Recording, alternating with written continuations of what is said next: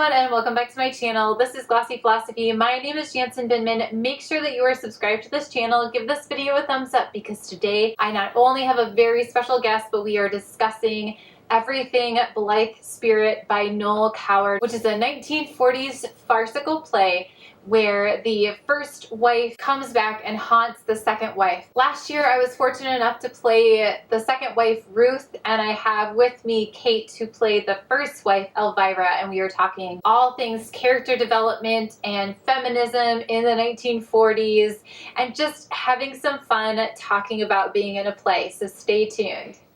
Kate, thank you for joining me. You're welcome. I'm so excited. There's nothing I want to do more. I'm so glad. We recently were in Blithe Spirit by Noel Coward, and you played Elvira, the first wife, who passes away, and I played Ruth, the second wife. Mm-hmm. And I want to know how, when you first read the script, like before we really got into rehearsals, how did you see Elvira, and as we went through rehearsals, did she change for you? Yes. So the first time I read the script, and as we pretty far into the show, I realized that Elvira, how Coward had written the character of Elvira, was very similar to my own vibe as a person if I were nothing but id. Yeah. Like, and I know I've said that to you before. Yeah, but no, good. And I really did keep that thought, because the more that I got into Elvira, the more I started to feel like, yeah, I would do the same thing were I, because Elvira is sort of a sociopath, which I can say more about later, but I don't think I'm a sociopath. I mean, TBD, but like, yeah, that was the big thing that stuck out to me was, oh, I've been cast as like myself if I were bad. Yes. Yes. Did you find comfort in that, or did you find that to be a little bit like jarring, like I'm looking in the mirror and I'm seeing something I don't like about myself, or more of like, hey, let's go with this? So a little of both. Yeah. It was a little bit like, oh, this is so fun because I get to do all of the things that like the bad Kate would do. Yeah. You know? And it was also like, it kind of makes me uncomfortable that bad Kate would do these things. But I know she would. So yeah. Yes, and yes. Yeah. I'm a fan. Totally. How much did she change by the end? Because, like, I know that both you and I even felt like by the last performance, I was like, oh, give me a couple more shots, because we've just, like, hit this new level I know. of crazy. I know. If we had like 2 more weekends, it would have been just like, yeah.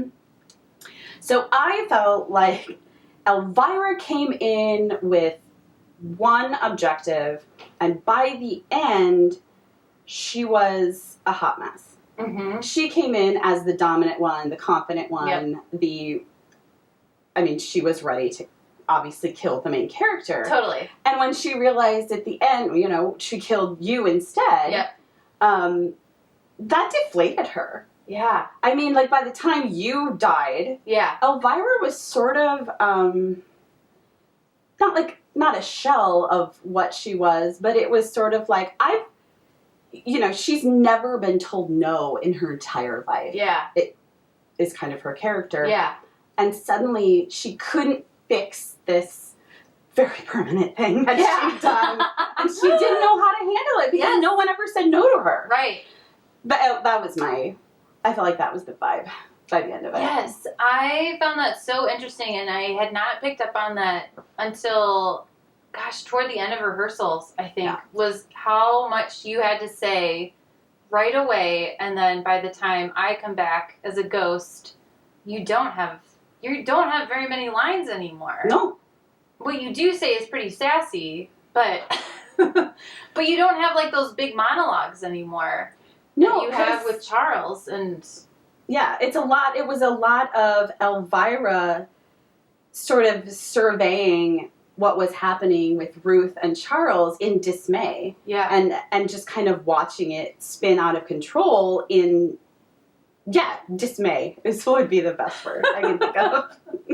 I love that. Did you have, I know that you and I talked about this, like, privately, but, did you have did you have an animal that you associated with Elvira? Oh, what did I say to you? Now I'm trying to think. I remember us talking about Miss Hannigan. Yeah. Right now, all I can think of is a jackal, but I know that's not right. That's not Elvira.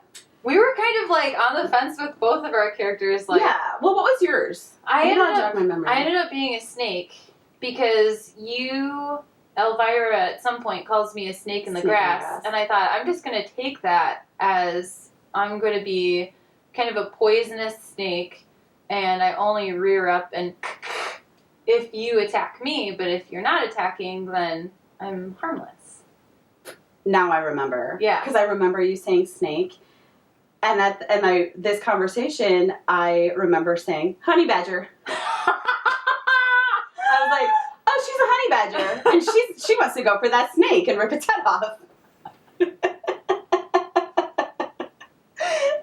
don't remember that. That's amazing. Maybe I said it in my inner monologue, but now, I mean, definitely honey badger. I love that. Yeah. That's really like funny. Cute. Yes. Pretty evil. Yes. So ready to eat you. Going along that cute line, it's really funny because when I read the script originally, I was like, it felt very clear that the audience is supposed to love Elvira and hate Ruth. And that kind of struck me, like, as when I went in an audition, that's what was in my head. But then as we started to get into it, I was like, well, hang on. Why do we hate Ruth so much? Like, what's she doing that's so bad? I didn't understand. And then a couple of the cast members would come up to me and say, like, gosh, you're doing such a great job, but we're supposed to really hate you. And I don't know if I hate you enough. And I was like, well, yeah. And I would have so many talks with my husband about it, and just like, why are we supposed to hate Ruth so hard? Do you have any thoughts on that? Many. You knew I would. I mean, man, like, Noel Coward, gay man in the 40s, like, I can see how, and I haven't read a ton of Noel Coward. I've seen a lot of him on stage, a lot of his shows on stage. Mm-hmm. But, I mean, like, now, 25 years later, I don't really remember. From this show, I would say that the way he writes women it's pretty evident that he doesn't have a high opinion. Yes. Of women. Yeah. Because he really writes both Ruth and Elvira as these two archetypes. Mm-hmm. As in, like, these are kind of your only options for women. Right. You get this, like, shrill harpy. Yeah. Right? Yeah. Or you get this completely irresponsible, unfaithful fruitcake, basically. And that's sort of, like, the only options he gives. Because Peggy's role, Madame Arcady, is like the crazy old lady. Right. Well, that's another sort of like archetype of women. Like, we get to be in these categories where Charles and what's his name? Dr. Bradman. And Dr. Bradman, they're supposed to be looked on as the logical ones. Right. The ones who are really in charge of things and are who are going to make everything. But they're also terrible people. Right. Like, Charles, that character, obviously we love Tony. We love Tony. But the character of Charles sucks. Really bad. Like, I mean, as a person, not the way it's written. Like, he really sucks. And I'm not sure that original audiences were supposed to think that.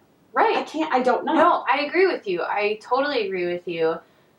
The only thing I have to kind of, like, combat what you just said is that Noel Coward gave Ruth so many strong monologues against Charles. Yeah.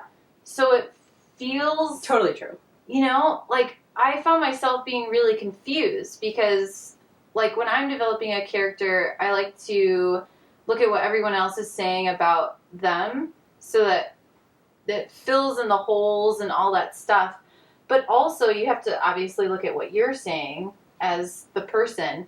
And in the breakfast scene, when Charles and Ruth are fighting, I felt like Noel Coward was giving Ruth, like, Ruth became every woman of England, telling her husband, like, stop drinking so much, don't yell at me, I don't know who you think is in charge, but it's not you. So do you think that he wrote it so that the audience would see Ruth as the reasonable one? Or do you think it was more Ruth is controlling or like Ruth is supposed to be controlling and like the old ball and chain kind of idea? So I think this is a really interesting question too, because every time I talk to guys about this question, yes, it's just like very like firm. Like, Ruth is controlling. She is like, she's domineering. She's all the things that Tony says, or sorry, not Tony, Charles says at the very end. Right. His last monologue. And it's like, is she? Or is she just telling it like it is? Right. I mean, Ruth is not a perfect character. Like, let's just get that out there. She definitely has faults. But I don't know if she's as bad as as she's set up. You know? Because, like, she's trying to help her husband out with his work. She's trying to tell him, like, hey, you drink too much. Knock it off. She stands up for herself. She's on her second marriage. She clearly doesn't need to be married, or that's not how it feels anyway. No. She's not beholden to him. She's actually in love with him for whatever reason. And she was really confusing for me. And the things that she's saying to Charles, in my opinion, at every single interaction they have, Ruth is right. Right! Yes! So it's sort of funny that she's supposed to be the bad guy. Yeah. Yeah. She's right. I know! And Charles, I'm think the end where our two characters, you know, are destroying the house. Destroying the house and going away. I couldn't tell, and I'm still not sure, if original audiences were supposed to think that, like, Charles won and, like, he was the good everyman, like he was the protagonist and we were the antagonists. I think so. Because the way that I read it at the time 2024, I was like, no, I don't think that's right. At least it's more complicated than that. Yeah. Because the things he says to Elvira and Ruth at the end are horribly misogynistic. Yes. So horrible. Right. And it was really funny to see it coming from Tony's mouth, because he is not. Yes, so let's talk about that. Let's talk about how you and I immediately, without even really talking about it, wanted to modernize this play, even without discussing it with the director, as much as we could. And you and I had many conversations of, like, when can we form that bond? Because at the end of the play, we're both dead, and we're both mad at Charles, and we're sick of him. So, like, how did you go about trying to modernize Elvira and not make her quite so 1940s fast and loose lady? You know what I mean? So, does that question make sense? I think so. So the first thing that comes to mind is that one of my college friends, theater friends, who has been a theater professional now for almost 30 years, what he said to me after the show was, everyone was doing Noel Coward, but you were doing Kate Kennedy doing Noel Coward. And I was like, Thank you. I think. So I think the way that I tried to modernize it was because I felt so identified with that character. I at least felt like I understood what she wanted. Because towards the end, she does say to Charles, at least Ruth will stay out of my way. And this is kind of before we bond, right? Because we kind of bond at the end, which I loved. I think that really works. I agreed. But she does say, I mean, she at that point would rather have Ruth there. And I thought that was, I kind of was taking that as my inspiration for, you know what, Ruth and Elvira are way better off without this Joker. Yeah. You know, the only thing that makes me sad about the show is that the person who really loses out is Ruth because she's dead. I know. And she wasn't at the beginning. Yeah. And I feel like this show, I know it's like a silly comedy, it's a farce, but they never really address, like, it's pretty terrible that Ruth was, like, cut down in her prime. Yes. Right? Yeah. Because Elvira's already dead. Like, yeah. I know. I told everybody, I was like, this is a comedy for everybody except for Ruth. For Ruth, this is a tragedy. Yes. Which is not really addressed. No.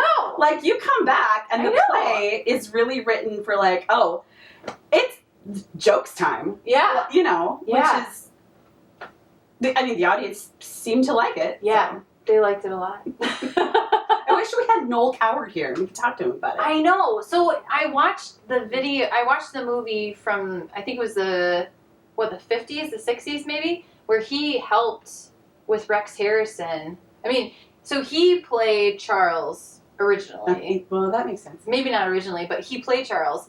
And then when they made the movie in color with Rex Harrison, he was like there helping out. And it was interesting to see the slight changes that were made from the script to the movie, because even in the older movie, Charles dies. He does. How? In the older movie, he dies. It's the same as the new one. He drives off. The wives don't destroy the house. They open the door. They get him in the car. He drives. He gets in a car accident, and then he ends up as a ghost between the two women. And then he's like, "Here we go again," kind of a thing. So, but Ruth also dies. Yes. So they all die. They all die. Wow. Yeah. I kind of like that better. I do too. Yeah. Except I always wanted Ruth and Elvira to be like, clearly we're better than Charles. You can have the house. You know what? I'm walking away. And because I feel like the only chance we got, our characters got to do that was when we destroyed the house. Right. Which is not nothing, but man. And also, we could have just had more lines. Walked away. We could have had more acting. Yeah, I just wanted them to walk away and be like, you're not worth my energy anymore. Yeah. Like, go and be alone. Because it's very clear that Charles is, like, terrified of being by himself. Yeah. Right? Because he's constantly in an affair. He's constantly with a wife. He even asks Arkady, like, do you want to have some lunch? I don't want to be by myself. You know, so you know that he's going to go out and, like, find somebody immediately because he can't stand being by himself. It's too bad there was no Blithe Spirit, the sequel. Maybe we could write that I think so.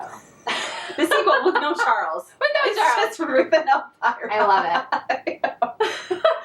I also thought, wouldn't it be interesting if Ruth's dead husband came back? It's so interesting that they mention it twice, and then we know nothing about her first husband. Yeah. I had to make, like, a whole story about that situation in my head. Yeah. But, like, that could have been really interesting if he would have come back, too, and, like, put his foot down. Because then you would have two couples. I know. Well, you'd have fighting it out. Something going on. There would be a lot of triangulation. There would be lots of shapes. Yeah. There'd be a lot of shapes with four dead people. Or 3 alive people and what? Yeah, 3 whatever. dead people. Yeah. Whatever. Do you have any other thoughts on Blithe? I personally found it a very strange and emotional play for myself.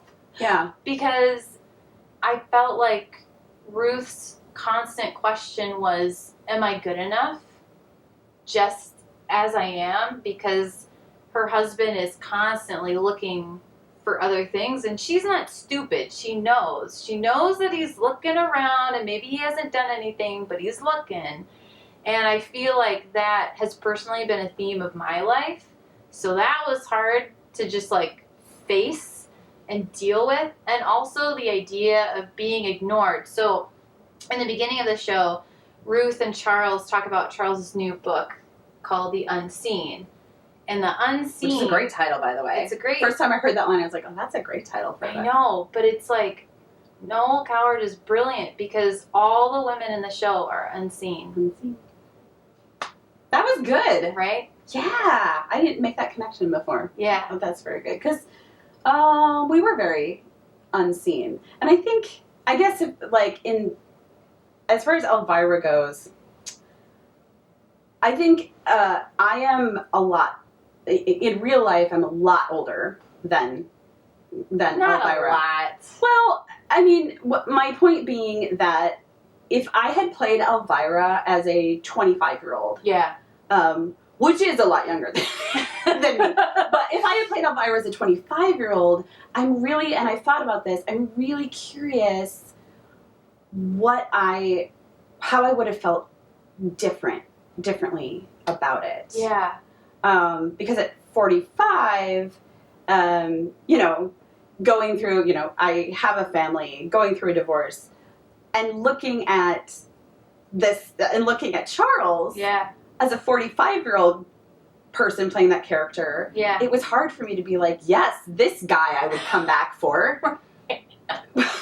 Right? But at 25, I might have been like, oh, yeah.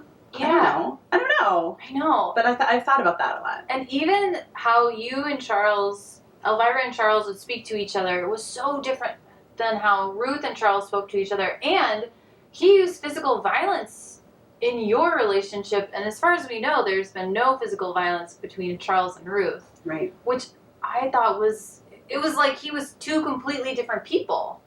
Almost. And I think it's interesting that he used physical violence. Right. Like, we never really... No. And you're just like, oh, it's fine.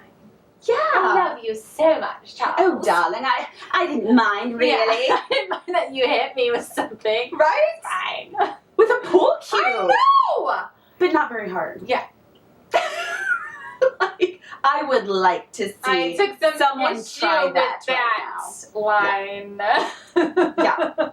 Yeah. Ooh. Yeah, this is not... I did tell a lot of my female friends, I was like, this is not a feminist play, okay? The women don't win.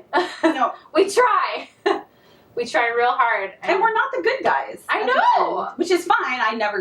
I've never played a good guy in my life. But it's like, in 2024, we should be the protagonists. I know. Because he's a trash person. Yeah. Yes. And so is Elvira. Yeah. Ruth is not. Yeah. I think Ruth is actually a really good spouse. I agree. Yeah. I think she's great. Yep. I know I heard a lot of flack from one of my other friends, which I will not name, about Ruth. But I really like her. I really like playing her. I really like Ruth, too. I take very little issue with her. She felt real.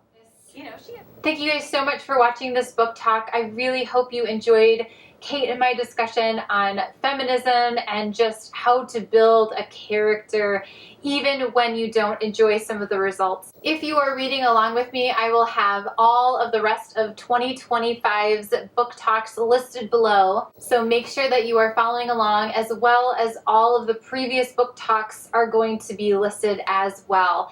Normally I do fashion videos every Wednesday, beauty videos every Friday. This Friday I'm doing my ghost look from Blythe's spirit when Ruth comes back from the dead. So be sure to check that out, and I will see you very soon in the next one. Bye.